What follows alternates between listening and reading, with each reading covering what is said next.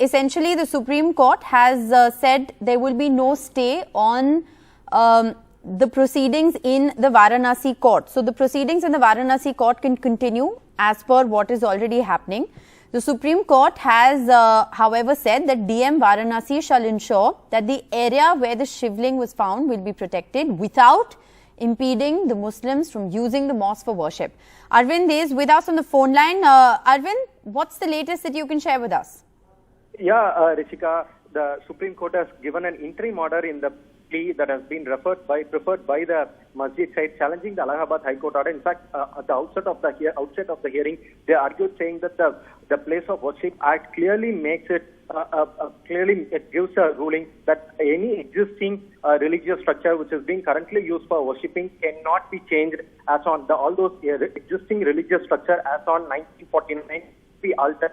So despite there being a clear-cut act, the trial court went ahead and passed 3 consecutive orders. One constituting a commission to survey the place. Second one, it went to an extent of even sealing the premises. So all this was challenged by the petitioner side. So after hearing both the petitioners and also the Uttar Pradesh Solicitor General Tosha Mehta, who appeared for the state government, the Supreme Court has passed an interim order. They have placed this matter on Thursday. That's one. Second, they have also said if at all the Shivling is found in that particular premises that need to be protected. So that particular work has been given to the DM, District Magistrate of Varanasi, to ensure that if at all there is a Shivling that has been found in that particular premises, then that has to be protected. The third very important ruling is that this should in no way impede the Muslims from entering the premises for their religious function. So all these 3 important orders have been issued by the Supreme Court. One, the matter has been posted for Thursday, issuing notice. Second one, if at all if the Shivling has been found inside the mosque, that needs to be protected. That has been given to the DM District Magistrate Varanasi. The third important order is that the Muslims should not be disturbed, should not be prevented from entering the premises for religious functions. So all these 3 important orders have been given by the Supreme Court, and the court has posted the matter for Thursday. All right, so the next hearing will take place on Thursday. Arvind, 2 quick questions. From the flashes that you've been sending us while the hearing was underway, the petitioners who were arguing on behalf of the mosque committee had raised 2 important questions. One, on the manner in which this entire proceeding is going on as far as the Varanasi court is concerned, something that the Supreme Court said they're not going to interfere with.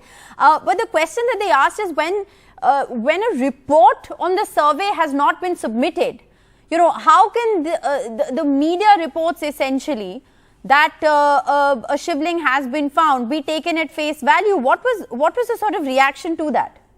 Yeah, 2 very important arguments that were put forth by the petitioner side. One, at the maintainability of this entire suit that has been preferred in the trial court that is in Uttar Pradesh. They said the Places of Worship Act has made it very clear, and so is the Ayodhya judgment that has been given by the Apex Court, that no existing religious structures, a place of worship, can be altered. The status quo need to be maintained. If that's the case, how did the trial court even entertain this particular suit, and how did they proceed ahead by constituting a commission to do the survey? And also now they have gone to an extent of even sealing the premises. The moment that the premises is sealed, then it is changing the status quo. That goes very much against the very basis of the Ayodhya judgment and also the Place of Worship Act. So that was the preliminary objection by the petitioner side, that is the Masjid side, here before the Supreme Court. The second very argument is what you mentioned here about how the entire premises have been sealed, and it is in a way, without hearing, they said the orders have been passed. So this is why the petitioners wanted a stay in the proceedings of the trial court, but the Supreme Court did not stay the proceedings because the petitioners, the original plaintiff before the trial court is not before the Supreme Court. Now only the Masjid side have challenged this matter before the Supreme Court, challenging the Allahabad High Court order. But the petitioners, the original suit before the trial court, they are not before the Supreme Court. And that's why the Supreme Court has issued notice to them so that they can appear on Thursday, and Supreme Court can hear both the parties and then give some kind of an order. In an interim arrangement only, now the Supreme Court, in order to balance the matter issue, they have ensured that the District Magistrate of Varanasi protects the Shivling if at all if it is found.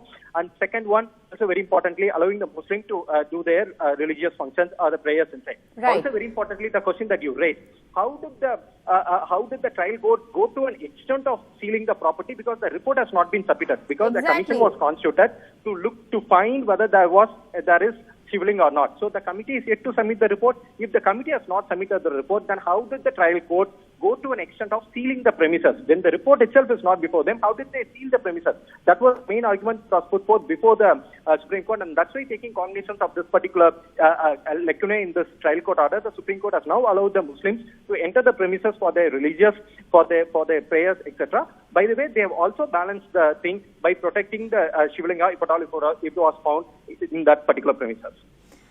Right. Arvind, essentially the action all shifts to Thursday now because the Varanasi court has also given 2 more days for the survey to be completed, which essentially means that they submit their report on Thursday, if at all they adhere to this timeline. And the Supreme Court is also going to be hearing this matter on Thursday. Yeah, Rishika, the Supreme Court will be hearing this matter again on Thursday. So right. Notice has been issued. So the original plaintiffs before the trial court, they also need to appear before the Supreme Court on Thursday. So Thursday, the Supreme Court will hear both the sides, and then Supreme Court will kind of give an interim order in this particular case. Right. Thanks very much, Arvind, for joining us with the very latest from the court.